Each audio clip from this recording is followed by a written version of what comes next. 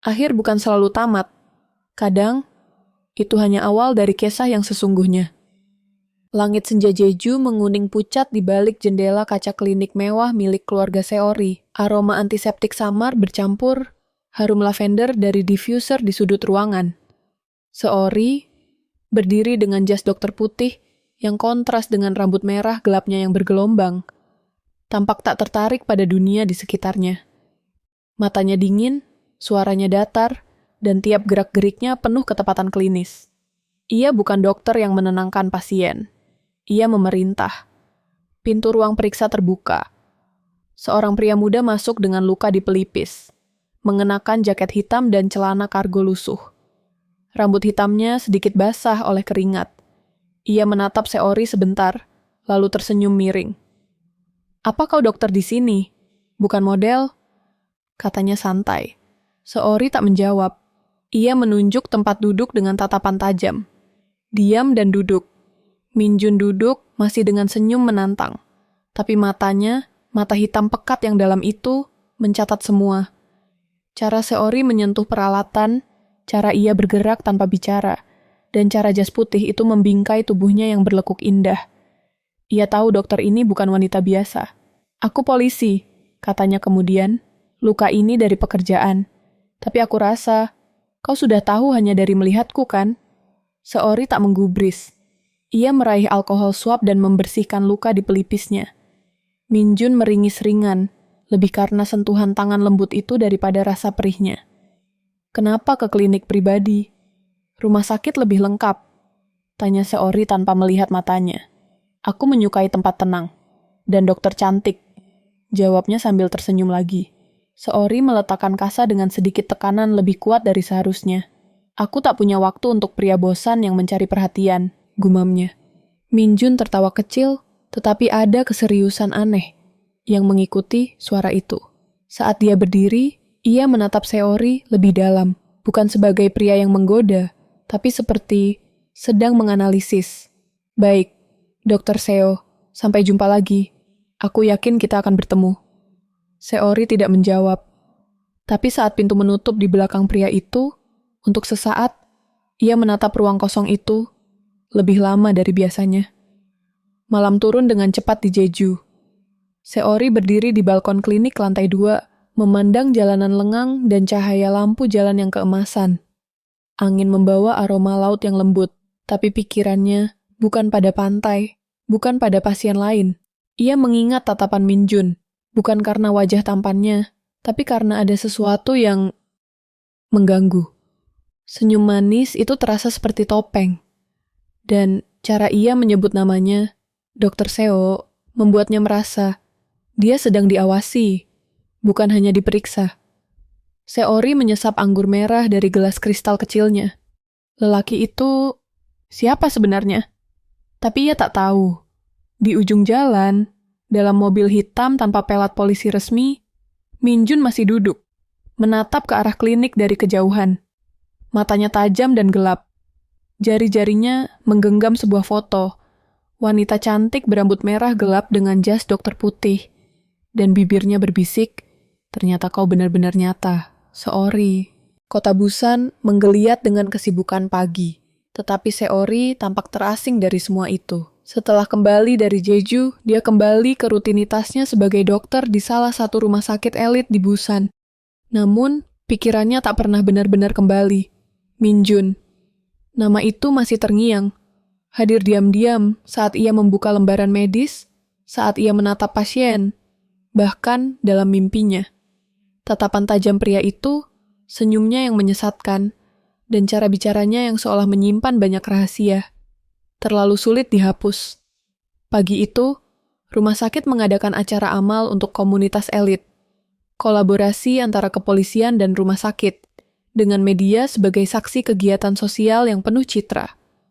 Seori hadir, mengenakan gaun hitam sederhana dan jas putih. Ia tidak peduli siapa yang datang, hanya ingin acara ini cepat selesai, sampai suara itu terdengar lagi. Sepertinya, memang takdir kita untuk bertemu. Seori membalikkan tubuhnya, di balik kerumunan pejabat dan direktur rumah sakit. Berdiri Minjun, berseragam rapi. namun dengan mata yang masih menyimpan kegelapan itu. Senyum tipisnya menghiasi wajah dingin, dan seketika jantung Seori berdetak lebih cepat. Bukan karena suka, tapi waspada. "Apa kau mengikutiku?" Tanyanya pelan, namun tajam. "Aku ditugaskan di unit Busan untuk sementara. Kasus besar. Korban sudah 3 wanita dari kalangan elit. Semuanya terlihat seperti bunuh diri, padahal bukan," jawabnya tanpa mengalihkan pandangannya dari mata Seori. "Apa hubungannya denganku?" bisiknya. Minjun mendekat sedikit. Sangat dekat, hingga nafas mereka bertemu. Suaranya menurun menjadi bisikan lembut yang menggetarkan. "Tak ada sejauh ini." Seori memalingkan wajah dan melangkah pergi. Tapi sebelum sempat menyingkir dari pesta itu, Minjun menyentuh punggung telanjangnya yang tak tertutupi gaun. Sentuhan itu ringan, tapi menghentikan langkahnya seketika. "Tubuhmu kaku, tapi jantungmu berdetak cepat," ucapnya. "Kenapa?" "Karena aku." Seori menepis tangan itu. "Kau menyebalkan." Tapi matanya menghindar. Ia tahu, ia tak bisa bohong. Di lorong belakang rumah sakit yang sunyi, Seori berdiri menenangkan diri. Acara itu terlalu ramai, dan Minjun terlalu dekat. Namun, saat ia menarik napas panjang, seseorang muncul dari balik pilar. Seorang wanita tua dengan pakaian lusuh. "Dokter Seo." Bisik wanita itu, tangannya gemetar. Seori mendekat. "Apa Anda baik-baik saja?" Wanita itu menatapnya, lalu menyerahkan sebuah amplop. "Seseorang ingin Anda melihat ini." Dia bilang, "Ini akan menyelamatkan nyawa Anda." Seori membuka amplop itu. Isi hanya satu foto. Sebuah tubuh wanita terbaring di atas tempat tidur. Matanya terbuka, mulutnya tersenyum.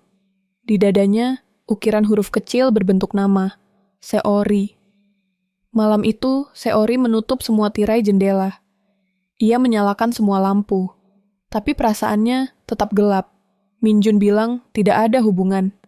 Tapi kenapa dia muncul di setiap langkahnya? Dan kenapa? Foto itu ada di tangannya sekarang. Di luar, hujan mulai turun.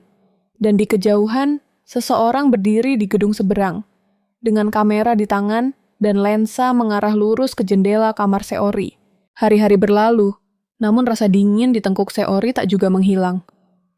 Foto itu kini tersembunyi di laci mejanya, terkunci rapat, tapi bayangan wajah wanita dalam foto itu selalu menari-nari di benaknya. Nama itu, namanya sendiri, terukir di dada korban, seakan menjadi pesan personal yang hanya bisa dimengerti oleh satu orang, dia. Sementara itu, Minjun kian sering muncul, tak ada alasan yang jelas, tak ada permintaan khusus, tapi ia selalu saja muncul. Di lobi rumah sakit, di kafe seberang tempat. Seori biasa makan siang, bahkan sekali, ia berdiri di halte ketika Seori lewat dengan mobilnya. "Aku mulai merasa kau sedang menguntitku," kata Seori suatu sore, saat ia menemukan Minjun duduk santai di bangku taman rumah sakit, memegang segelas kopi, seolah menunggunya. "Aku cuma penasaran." "Tentang kau," jawab Minjun, menatap langsung ke mata Seori. Tanpa tersenyum kali ini. "Kau menyimpan sesuatu di balik sikap dingin itu. Aku ingin tahu. Berapa lama bisa kubuat kau terbuka?" Seori duduk, menantangnya dengan tatapan keras. "Dan kenapa kau ingin aku terbuka padamu?" Minjun tidak menjawab. Ia hanya menyerahkan secarik kertas. Seori membuka lipatan itu perlahan. Isinya adalah nama-nama korban kasus bunuh diri elit.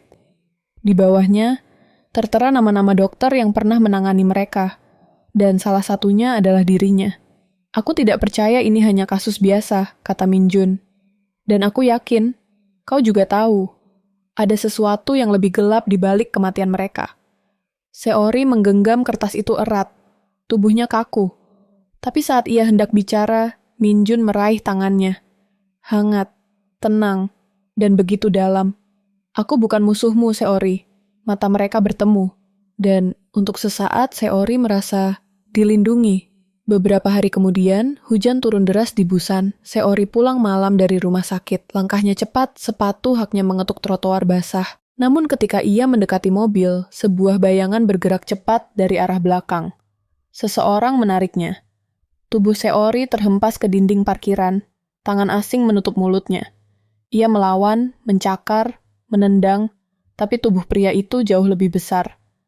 Aku tahu siapa kau. Desis suara berat di telinganya. Aku tahu apa yang sudah kau lihat. Tepat saat itu, suara pukulan keras terdengar.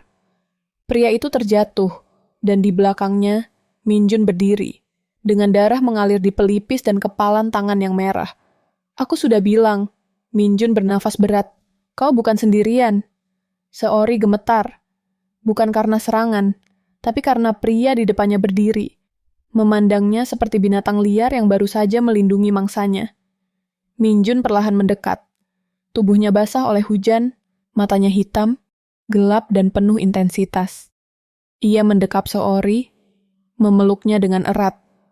Untuk pertama kalinya, Seori tidak mendorongnya. Ia membiarkan tubuhnya melebur dalam kehangatan dada Minjun. Napas mereka saling bertabrakan. "Kenapa kau melakukan ini?" tanya Seori pelan. Suaranya retak. Minjun mengusap rambutnya perlahan. "Karena aku sudah memilih. Dan aku memilih kau." Di dalam apartemen Seori malam itu, 2 cangkir teh tersaji di meja kecil. Mereka duduk berhadapan. Hening, tapi udara di antara mereka mendidih. Seori memandangi Minjun dengan mata yang tak lagi dingin, melainkan penuh rasa ingin tahu yang dalam. "Siapa kau sebenarnya, Minjun?" bisiknya. Minjun menatapnya balik. Lama. "Aku adalah orang yang bisa membunuh demi keadilan, atau demi seseorang yang kucintai." Ia mendekat, sangat dekat. Tangan Minjun menyentuh dagu Seori, lalu naik ke pipinya. Jantung Seori berpacu tak terkendali, tapi ia tak menepis. Ia menutup mata saat bibir Minjun menyentuh bibirnya. Ciuman pertama mereka, lembut namun penuh kekuatan tersembunyi, seolah memuat peringatan dan pengakuan sekaligus. Dan di antara hujan yang mengguyur jendela, Seori sadar ia tak bisa lari dari Minjun lagi. Pagi itu, Seori terbangun dengan jantung berdebar. Udara kamar masih dingin, tapi tubuhnya hangat karena selimut dan sisa aroma Minjun di sofa seberang. Mereka tidak tidur di ranjang yang sama. Belum. Namun entah kenapa, jarak itu justru menambah sesuatu yang tak bisa dijelaskan. Sebuah tarikan emosional, ketegangan yang menyelinap pelan, sensual tanpa disentuh. Minjun, tanpa seragam polisi, hanya mengenakan kaos abu-abu ketat dan celana training hitam. Ia sedang menyiapkan kopi di dapur kecil Seori, seperti pasangan yang sudah lama tinggal bersama.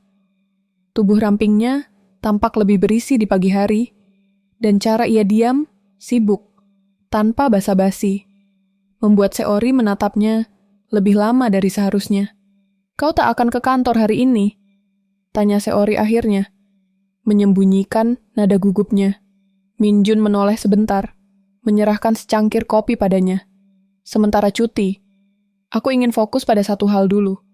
Mencari pembunuhnya, menjagamu." Jawaban itu membuat Seori terpaku. Tapi sebelum ia sempat bertanya lebih jauh, Minjun duduk di meja, membuka berkas-berkas foto korban. Matanya langsung berubah. Dari lembut menjadi dingin, fokus.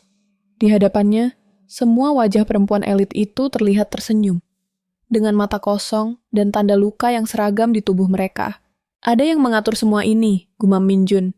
3 korban, semuanya mantan pasien klinik besar tempat kau magang dulu.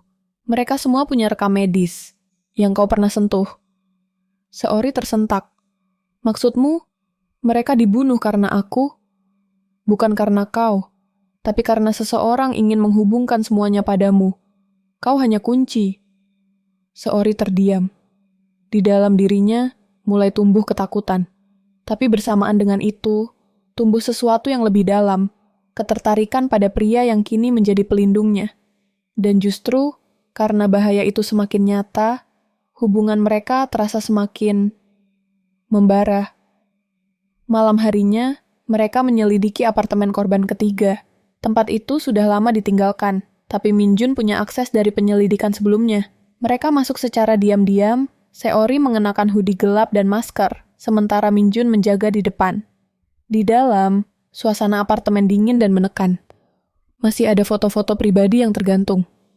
Meja rias penuh kosmetik mahal. Dan di kamar mandi, Seori menemukan sesuatu. Sebuah silet kecil, dibungkus tisu, dan diselipkan di balik dinding rak. Ada noda darah kering di ujungnya. Seori menahan napas. Ia tahu benda itu tidak seharusnya ada di sana. Min, panggilnya cepat. Min Jun masuk, melihat benda itu, lalu menatap Seori dengan sorot mata yang tiba-tiba gelap. Kita sedang diawasi, katanya cepat. Ayo keluar sekarang.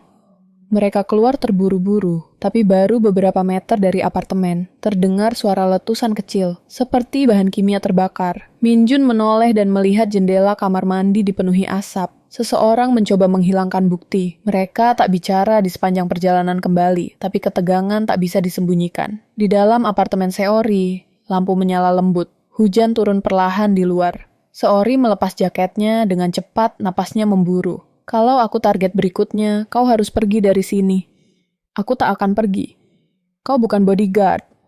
Min Jun mendekat, suaranya rendah namun penuh tekanan. Kau pikir aku di sini hanya karena kasus ini? Seori membeku. Min Jun memeluknya dari belakang. Tangannya perlahan memegang pinggangnya, menenangkan tubuh Seori yang gemetar. Aku tidak bisa pergi karena aku ingin lebih dari sekadar menjagamu. Seori berbalik. Wajah mereka hanya terpisah beberapa inci. Matanya bertemu mata Min Jun, dan di sana bukan hanya keinginan, tapi emosi mentah yang meledak. Mereka berciuman. Ciuman itu dalam dan menyakitkan, seolah keduanya tahu dunia sedang runtuh di luar, tapi hanya saat mereka menyentuh, dunia bisa diam. Tangan Min Jun menyentuh pipi Seori, kemudian turun ke leher, lalu memeluknya erat. Bukan untuk memuaskan nafsu, tapi untuk mencari kehangatan, tempat bersembunyi. Seori membalas pelukan itu. Tubuhnya meleleh, perlahan menyerah. Tapi di dalam hatinya, satu bisikan bergema. Jika aku mencintainya, dan dia bukan seperti yang kukira, bisakah aku selamat? Malam itu, Seori terbangun dengan peluh dingin membasahi dahinya. Mimpi buruk merenggut tidurnya.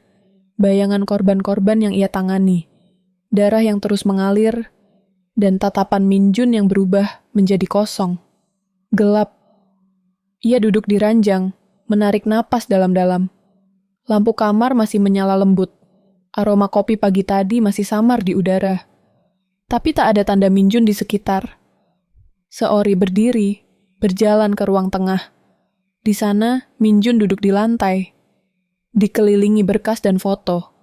Tangannya menggenggam sebatang rokok yang belum dinyalakan. Tatapannya terpaku ke satu foto. Wajah wanita korban keempat yang baru ditemukan 2 hari lalu. Seori mendekat perlahan. Kau belum tidur? Min Jun hanya menggeleng. Tatapannya kosong, tapi ada api yang membara di dalamnya. Wanita ini, aku mengenalnya dulu, gumamnya pelan. Dia pernah dekat denganku. Sebelum aku masuk ke kepolisian. Seori membeku. Namanya Hayun, lanjut Min Jun. Dia wanita pertama yang membuatku merasa aku pantas dicintai. Tapi dia juga yang pertama mengkhianatiku. Seori tak bertanya. Ia hanya duduk di sampingnya. Ada sesuatu yang tak bisa dijelaskan. Sesuatu yang membuat Min Jun mulai terbuka. Dan saat pria itu bersandar pelan ke bahunya, Seori menyandarkan kepalanya di atas kepala Min Jun. Dia pernah melaporkan ayahku ke polisi karena kekerasan rumah tangga. Dia pikir dia menyelamatkanku, tapi dia hanya mempercepat kematian ibuku. Setelah ayahku ditangkap, ibuku gantung diri, bisik Min Jun. Suaranya hampa. Seori tak bisa menahan air matanya. Lalu Hayun menghilang dari hidupku. Aku masuk akademi. Aku pikir sudah melupakan dia. Sampai aku melihat tubuhnya di laporan forensik. Dan sekarang kau pikir semua ini tentang kau? Min Jun menatap Seori. Untuk pertama kalinya, ada rasa takut di matanya. Aku pikir, aku sedang dihukum, atau sedang diuji. Seori menyentuh wajah Min Jun. Kau manusia. Kau terluka. Tapi kau masih hidup, Min. Dan kau tidak sendiri. Min Jun menunduk lalu mendekatkan wajahnya ke Seori.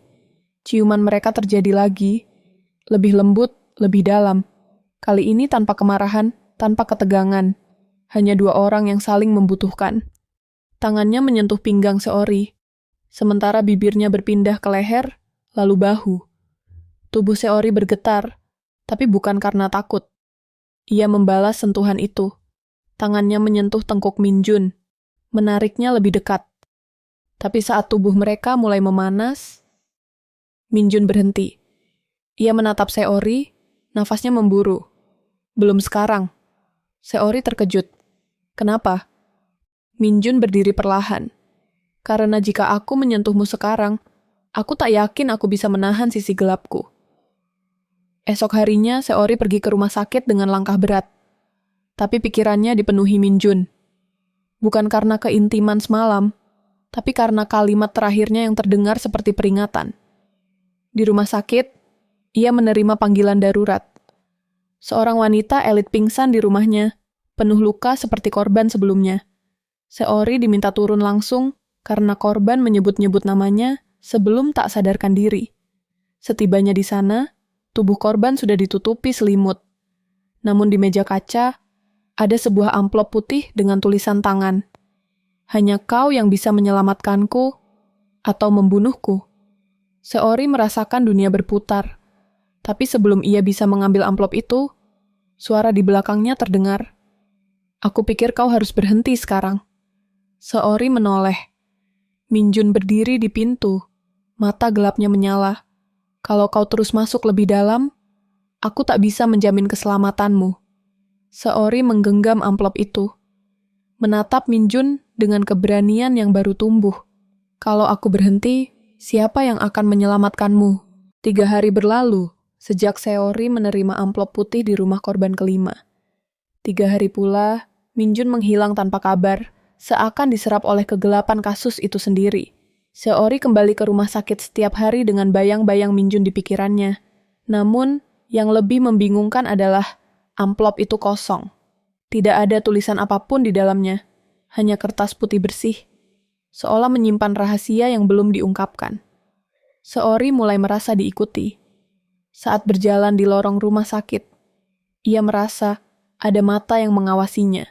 Ketika menoleh, tak ada siapapun. Suara langkah kaki di parkiran bawah tanah. Bisikan samar di belakang pintunya. Semua terasa seperti paranoia. Atau mungkin lebih dari itu. Suatu malam, ketika hujan turun tipis dan angin menderu dari arah pelabuhan, seseorang mengetuk pintu apartemen Seori. Pelan, 3 kali. Seori membuka perlahan dan menemukan Minjun berdiri di sana. Basah kuyup, mata merah, tubuh lelah. Kau, kemana saja? Tanya Seori, mencoba menahan amarah dan kekhawatiran yang bercampur jadi satu.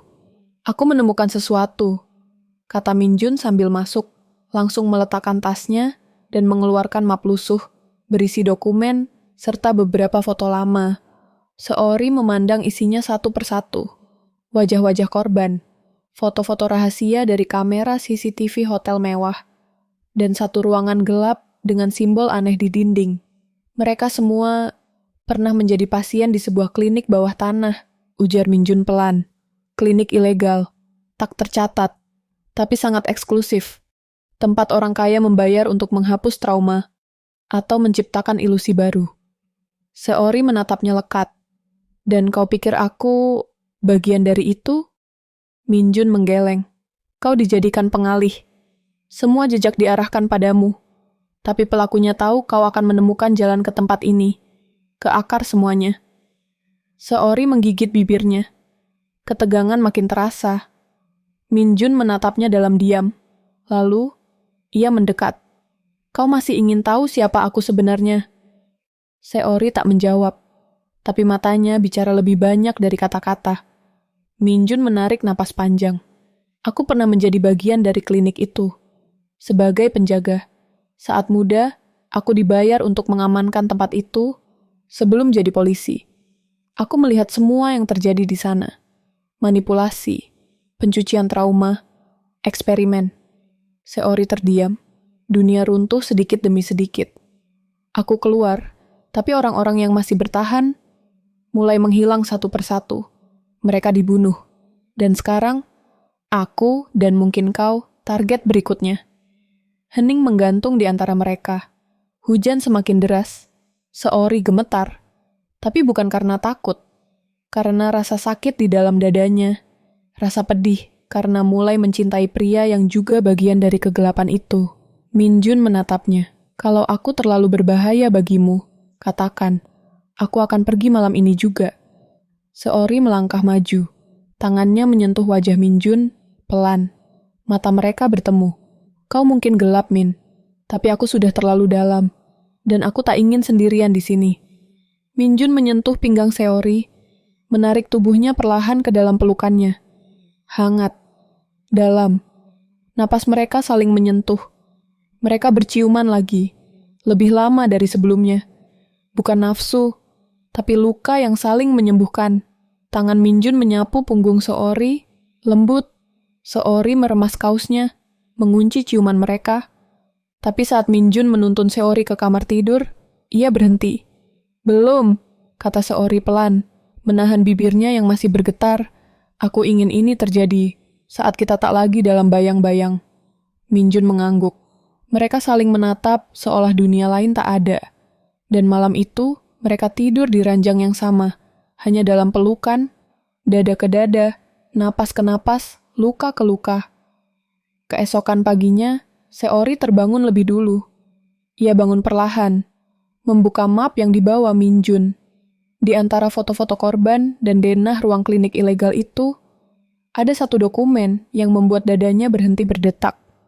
Surat persetujuan pasien. Nama dokter penanggung jawab, Seori. Matanya melebar. Tangannya bergetar. Ia tidak ingat pernah menandatanganinya. Tapi tanda tangannya asli. Seori berdiri di dapur pagi itu menggenggam surat persetujuan dengan tangannya yang gemetar. Wajahnya pucat, bibirnya bergetar tanpa suara. Minjun masih tertidur di ranjang belakang, damai. Atau setidaknya berpura-pura damai. Tapi di benak Seori, badai mulai berkecamuk. Tanda tangan itu miliknya, tapi ia tidak pernah merasa menandatangani apapun. Tidak pernah merasa menjadi bagian dari klinik gelap itu. Lalu siapa yang memalsukannya? Atau, lebih menakutkan, apa ada kenangan yang telah dihapus darinya? Saat Minjun bangun, Seori sudah berpakaian dan siap keluar. Aku harus ke Busan General. Ada pasien trauma yang perlu kutangani, katanya cepat, tak menatap Minjun. Minjun menatapnya curiga, tapi tidak menahan. Hati-hati, jangan sendirian. Aku akan menyusul nanti.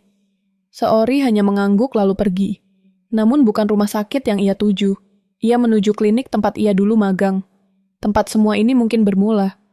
Klinik itu kini tampak seperti bangunan tua biasa. Tertutup, nyaris terbengkalai. Tapi Seori berhasil menyusup lewat pintu belakang dan menuruni lorong rahasia di lantai bawah. Ruang demi ruang ia lewati. Meja rekam medis, ruangan terapi sensorik, dinding kedap suara. Lalu ia menemukan ruang arsip lama. Dan di sana tersimpan dokumen-dokumen medis lengkap dengan rekaman video. Seori menyalakan satu di antaranya, video dari 3 tahun lalu. Tayangan itu memperlihatkan dirinya sendiri, mengenakan jas dokter magang. Ia sedang mewawancarai seorang pasien perempuan. Di sebelahnya berdiri Minjun, masih muda, mengenakan seragam penjaga keamanan klinik. Apakah kau siap untuk sesi penyadaran trauma tahap kedua, Nonayo? Suara Seori terdengar profesional, namun tegas. Pasien itu menangis, menggigil. Aku tak mau, aku sudah cukup. Jangan hapus lagi. Tolong, video berhenti. Seori terhuyung. Dunia di sekitarnya seperti berputar. Ia menekan tombol cepat, mencari video lain. Dalam beberapa cuplikan, ia melihat dirinya menyaksikan sesi penghapusan memori, mencatat hasil, bahkan menandatangani laporan evaluasi psikis. Semuanya terekam, semuanya nyata. Saat Seori pulang, Minjun sudah menunggunya. Di ruang tengah, tubuhnya tegang, wajahnya murung. Kau kemana tadi? Tanyanya datar. Seori tak menjawab. Ia hanya menatap Minjun, dingin. Aku sudah lihat semuanya, ucapnya akhirnya. Kita berdua pernah jadi bagian dari klinik itu. Minjun tak kaget, tatapannya tajam. Kau akhirnya tahu. Kenapa kau tak pernah bilang padaku? Suara Seori naik. Kenapa kau membuatku percaya bahwa aku hanya korban? Aku takut kalau kau tahu, kau akan membenciku, jawab Min Jun pelan. Aku pikir dengan melindungimu, aku bisa menebus masa lalu kita. Tapi sekarang aku tahu, kita tak bisa lari dari apa yang sudah kita lakukan. Seori mundur selangkah, lalu dua. Tubuhnya gemetar, emosi membuncah antara kecewa, marah, dan sedih. Min Jun mendekat. Aku mencintaimu, Seori. Sejak dulu. Tapi aku tahu, cintaku bisa menghancurkanmu. Seori membalas tatapannya. Matanya berkaca-kaca. Cinta apa kalau kita menyembunyikan kebenaran? Min Jun meraih bahunya. Aku menyesal.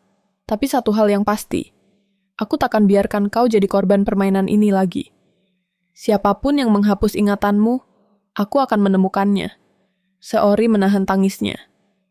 Lalu, seperti magnet, tubuh mereka saling tertarik. Mereka berciuman. Lebih dalam, lebih kasar, penuh luka.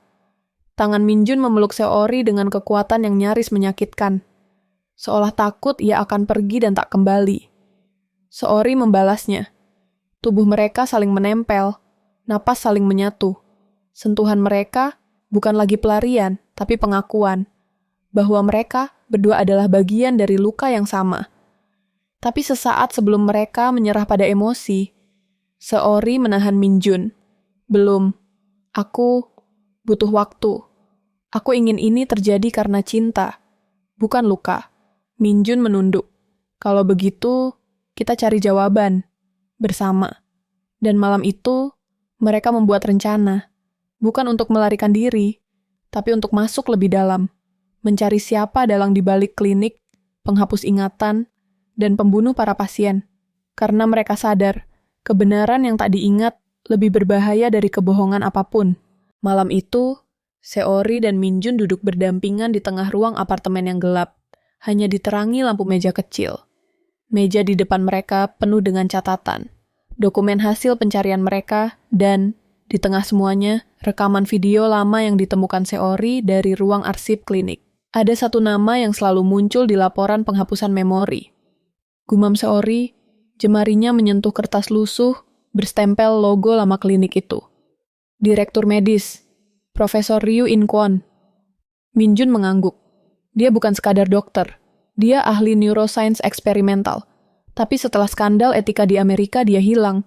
Sekarang aku yakin, dia tak pernah benar-benar pergi. Seori menatap Min Jun dalam. Apa kau tahu di mana dia sekarang? Min Jun menatap lurus ke depan. Aku tahu siapa yang bisa membawa kita padanya. Tapi ini berbahaya. Seori mengangguk pelan. Aku siap.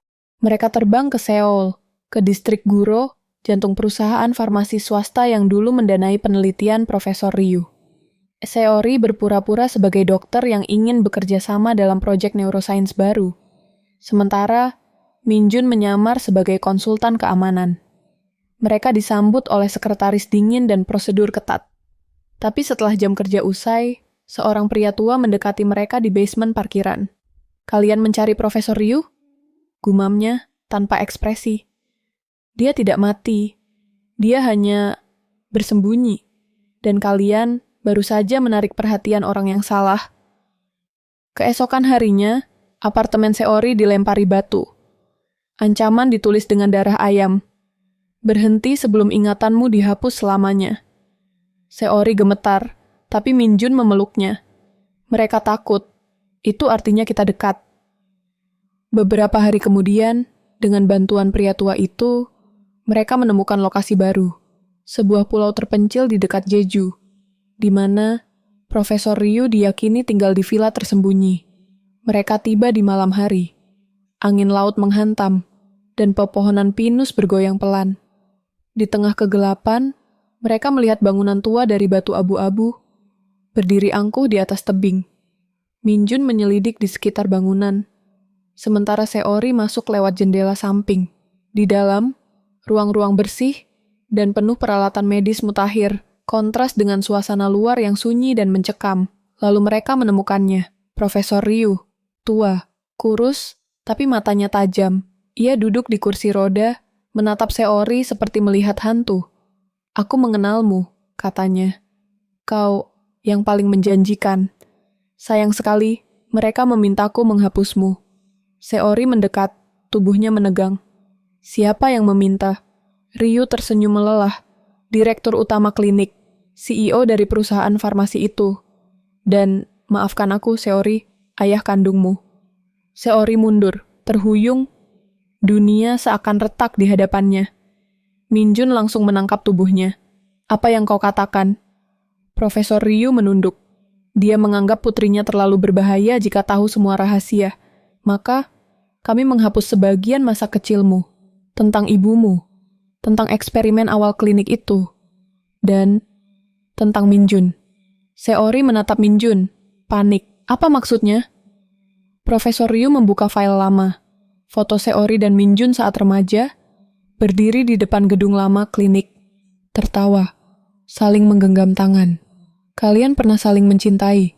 Lama sebelum ini semua. Tapi saat proyek gagal, kami menghapus semuanya. Dari kalian berdua. Seori merasa seperti ingin pingsan. Tapi Minjun mendekat, memeluknya erat. Ini tidak mengubah apapun, bisiknya. Kalau cinta itu nyata, dia akan kembali kan? Seori menatapnya. Matanya basah, tapi juga bersinar. Dan malam itu, untuk pertama kalinya, mereka membiarkan perasaan mereka tumbuh bebas tanpa batas kenangan. Pelukan mereka lebih dalam. Sentuhan lebih lembut. Napas lebih cepat.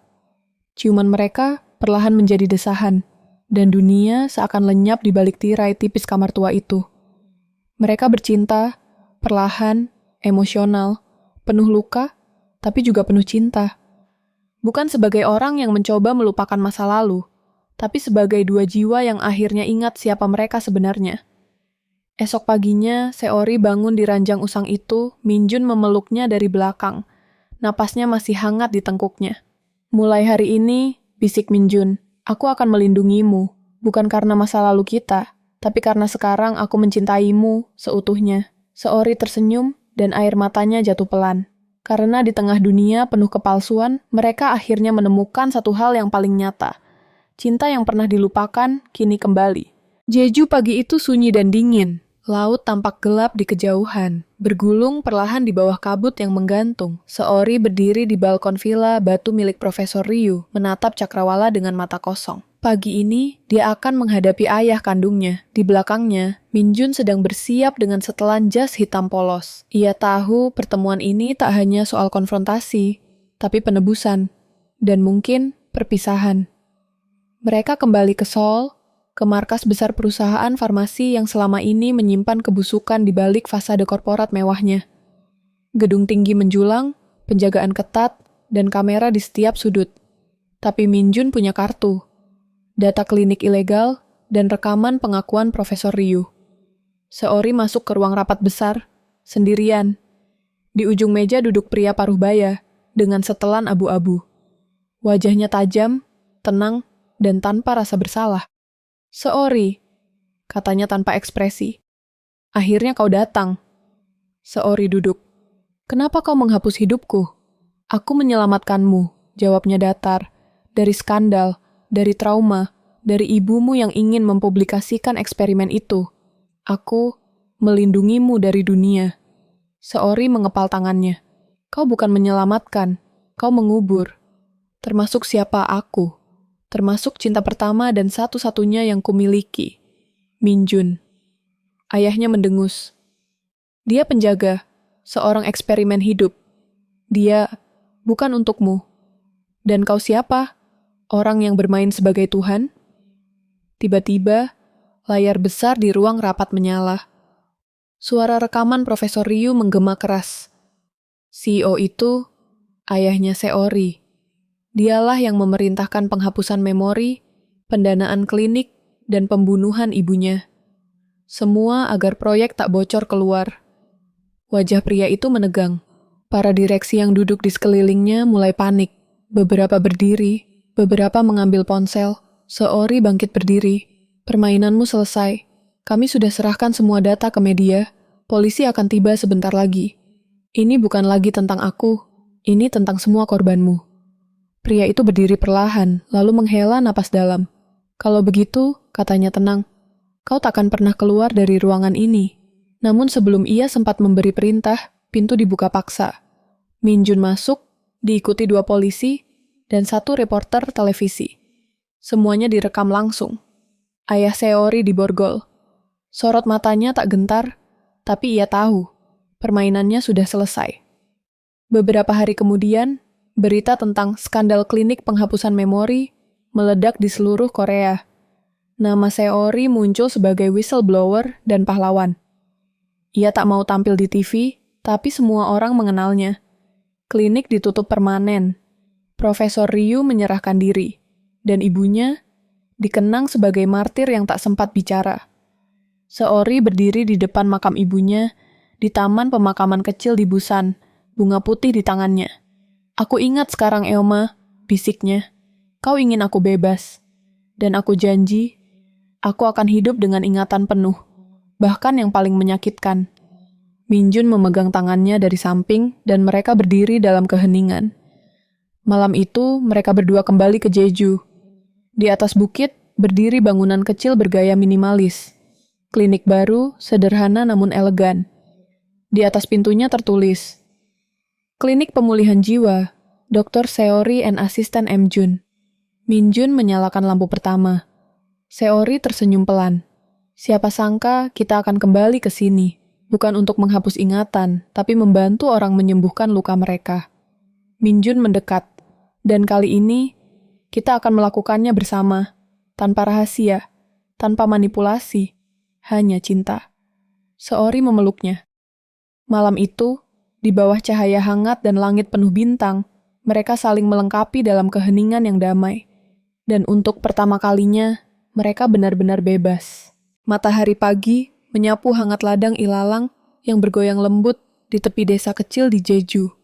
Angin laut membawa aroma asin yang bercampur dengan wangi kopi dari sebuah bangunan mungil berwarna putih krem. Klinik Pemulihan Jiwa Seori and M. Jun. Di dalamnya, suasana sunyi namun hidup. Rak buku berisi jurnal psikologi dan neurologi modern, aroma lavender dari diffuser mengisi ruangan, dan suara burung dari jendela terbuka menyatu dengan denting cangkir porselen. Seori kini mengenakan jas dokter putih, duduk di kursi konsul pasien dengan senyum hangat. Ia bukan lagi wanita yang terpenjara masa lalu, bukan korban dari manipulasi ingatan. Ia telah menjadi penyembuh, bukan hanya bagi orang lain, tapi juga bagi dirinya sendiri.